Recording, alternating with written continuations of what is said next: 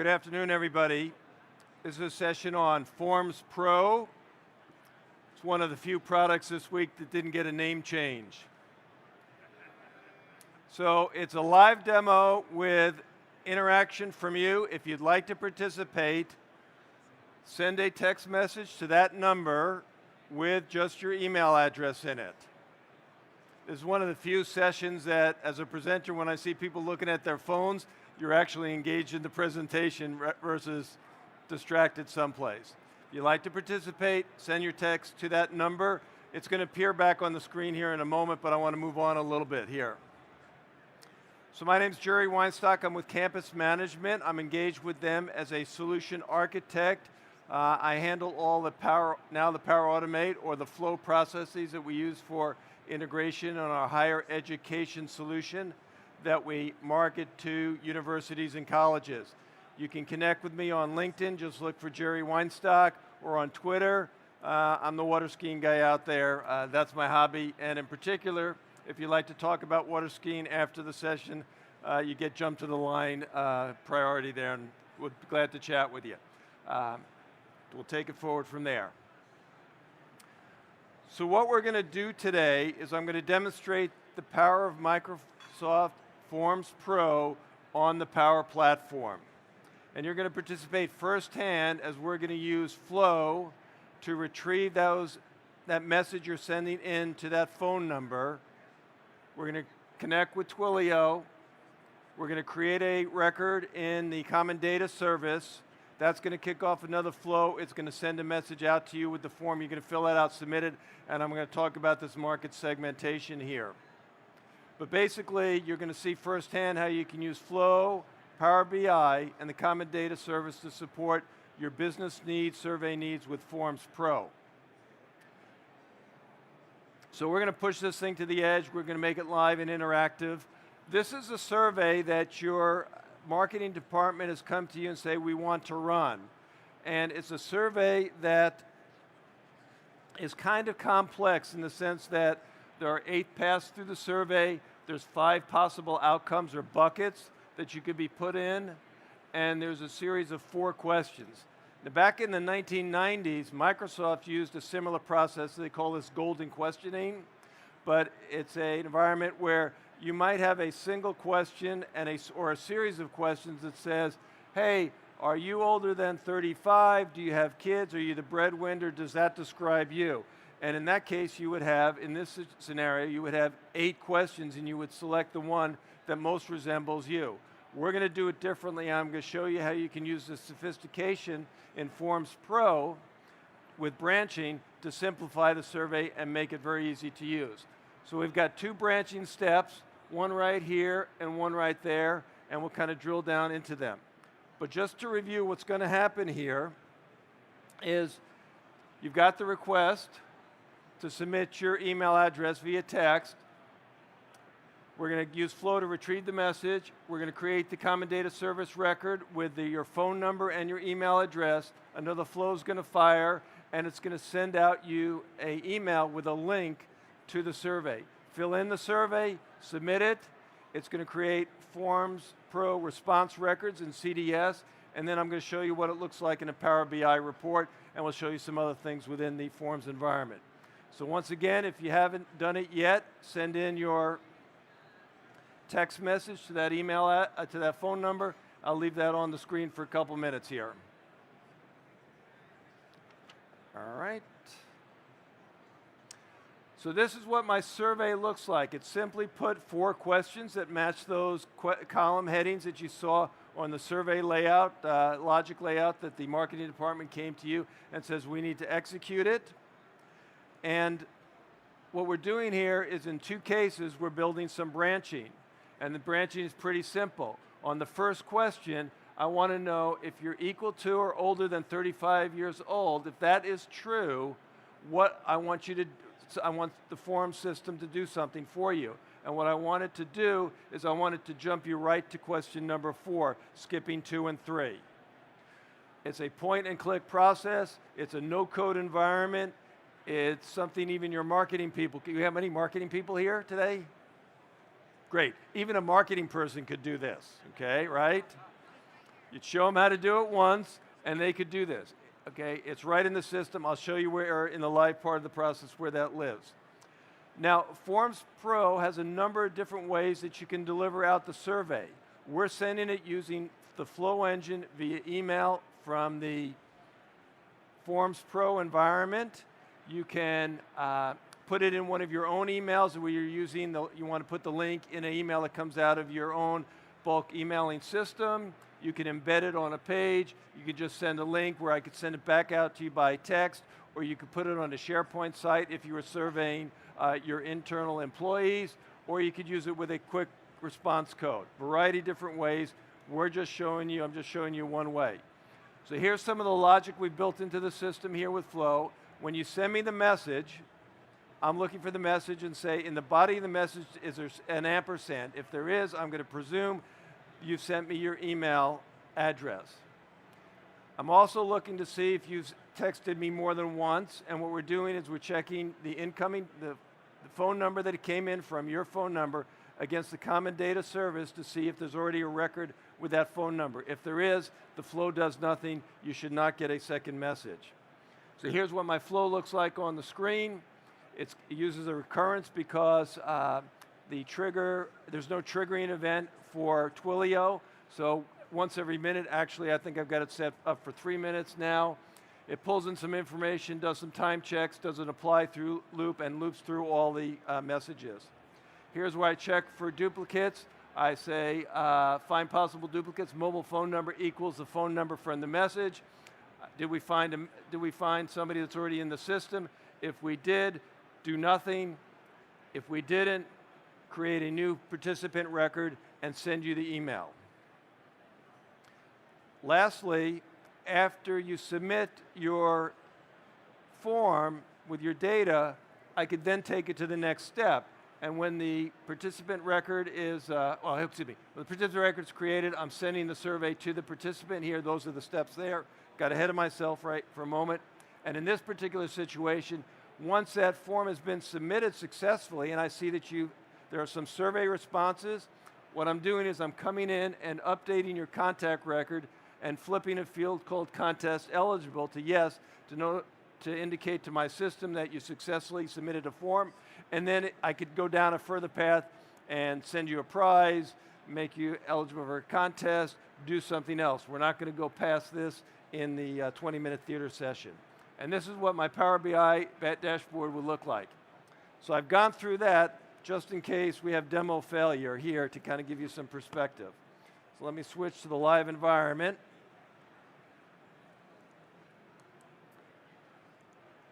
So,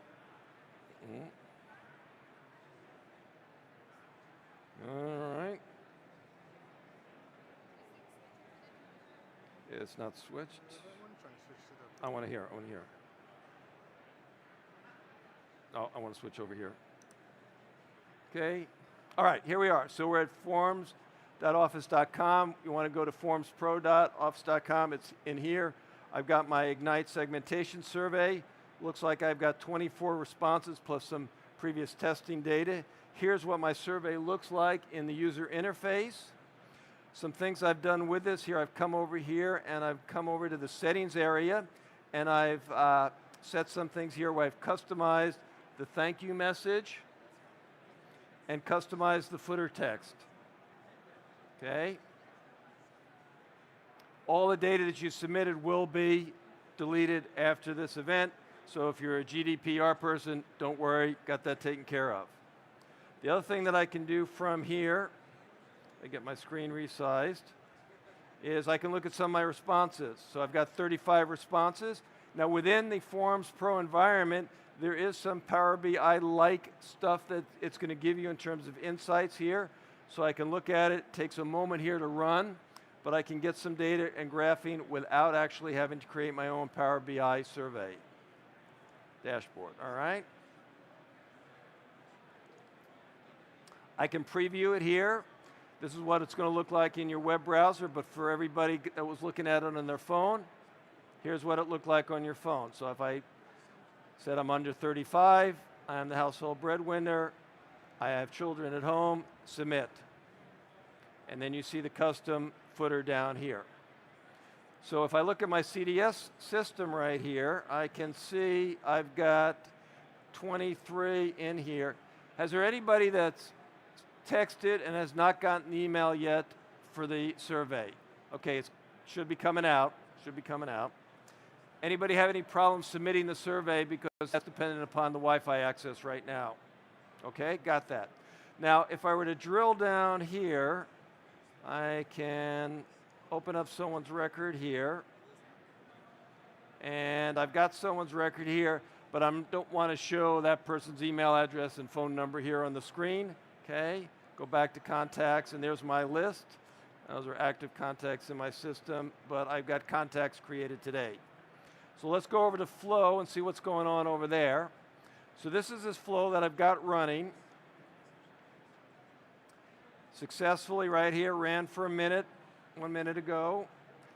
Everything's green, which is good. And here's the supply to each loop where it's going through and checking. It's looking at the condition. And if you're new, it'd go down the happy path of yes with a green check mark. If you already exist in the system, that's where I would see the black check mark here. The other flow I've got running is the one that sends the survey out to you.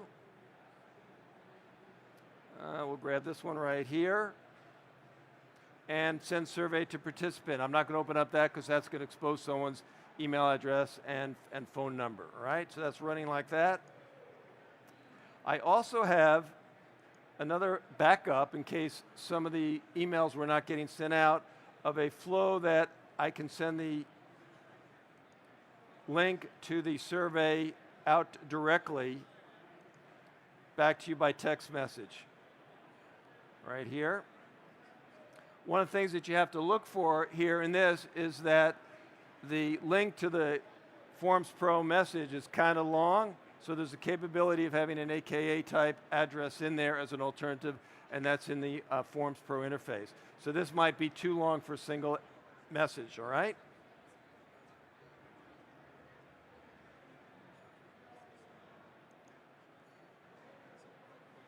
And then lastly, the component here that would update the system in terms of update the record that the response was received. So if we go back to Forms Pro, we want to go over here and look at my questions and come over here to settings.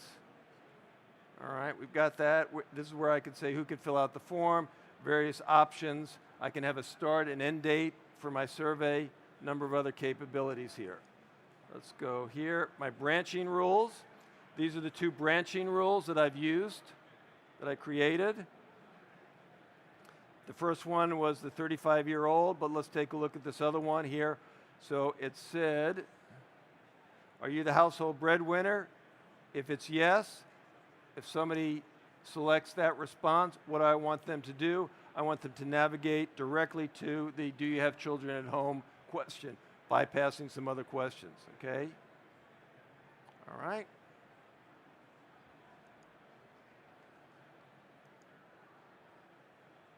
I can come into Forms Pro once again. I can look at my responses here. I can export them to Excel. I can search by name or number, things of this nature. If they were non-anonymous, I could also do that. I've got a response ratio here, my trend. I can also theme it here. I'm graphically challenged, so I just selected green here in my survey. You can do what you want. You can come over here and change the name of your survey, add a description. There's a variety of types of fields that we can use here. If we add a new, text, rating, date, Likert, so forth. All right, let's open up Power BI and see how we're doing. I got my Power BI dashboard. I am going to click on refresh. Any questions about what you're seeing before, while we're waiting for the PBI dashboard to update?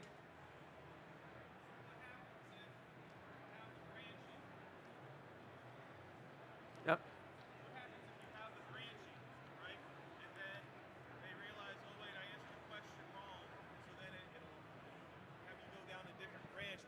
set? Yeah, you can possibly go back. Yeah, yeah, Okay, but right.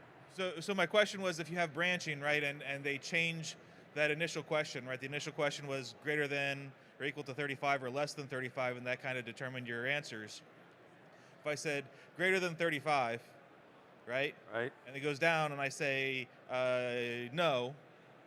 So answer question 2. Yeah. Oh, okay. And then if I change it, then I go Right. down the other branch. Does that second question then get turned to null from Sure. like a data cleanliness perspective? Right.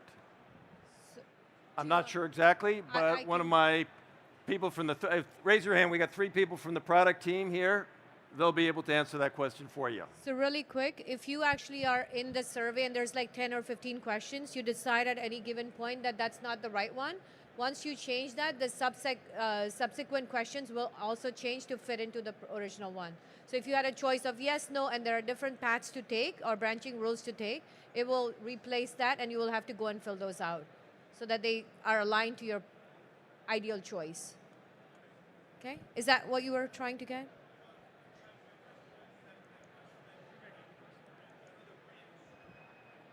So the responses get submitted in the DB only when the submit button somebody clicks on the submit button. So as you branch through at the time of responding, the data is recorded, but it's not persisted in the database, right? So if you have not answered a set of questions because you changed the branching rule, it's nullified. So it doesn't really go through that path. And in the DB, you don't even see the record updated.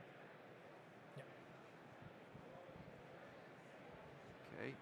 Any other questions in the moment? Okay, we're publish our PBI report. It's going to be coming up here shortly. Is your Power BI report pulling directly from the CDS, or is it going to Forms Pro? It's it's the relationship model is off the CDS data entities, correct. Yep.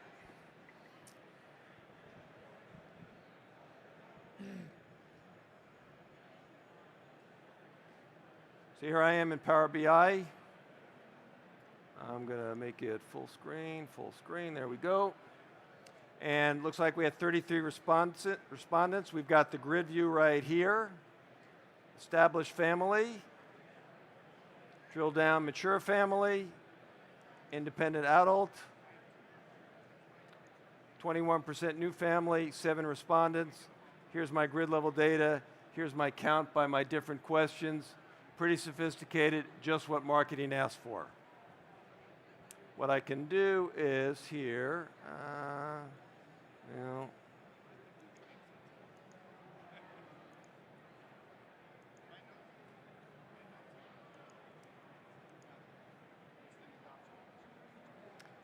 let's go here.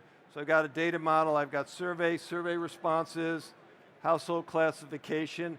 This is where we actually built out a new table that wasn't part of CDS, where we joined everything together to make the reporting a little bit easier, rather than having to do that directly within the PBI reporting itself. There are questions, and then there are question responses. So this is pulled directly from CDS with the creation of that joined table to simplify the actual reporting. All right. Let me switch back.